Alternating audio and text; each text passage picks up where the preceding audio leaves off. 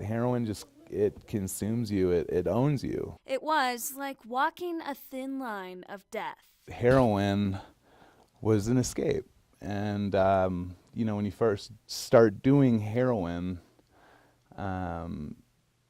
you continuously chase that high. It started when 31-year-old Johnny Critchfield was only 12. We started smoking a lot of pot, and I was stealing my mom's vodka and refilling it with water. And from 12 to 15, I wanted to be that kid who had done it all. Wanting to fit in with the older cool kids, it developed into daily usage, then cocaine and Xanax, before moving into painkillers for fun in college. But it only took one use in his early 20s to become addicted to heroin. Chasing it, you get close to death. I mean, to get that good high, your central nervous system basically starts shutting down. And he picked up the needle for the first time when he moved to Colorado. I was shot up, and it was like something no human's ever supposed to feel, and it was incredible. Then he chased that high for a decade. He lost his job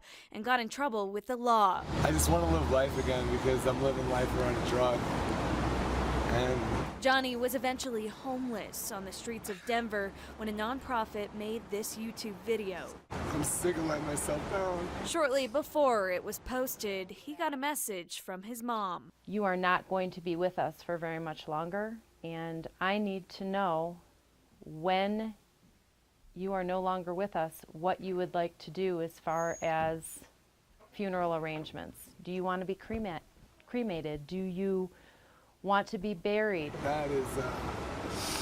That's quite the thing to hear. Changing an addict's line of thinking. Any time I use, I have to know in my mind, like, if I use, I can die. There's a chance and a percentage that you're going to pass away. As extreme as that sounds, it's kind of how I have to live now. And new numbers from the state show more than 900 people in Colorado died from a drug overdose last year alone. About 500 of those related to opioids or heroin. The number of those killed by heroin 10 times higher than it was 15 years ago. It's not the homeless, it's not the middle class, it's not the rich. Drugs don't discriminate.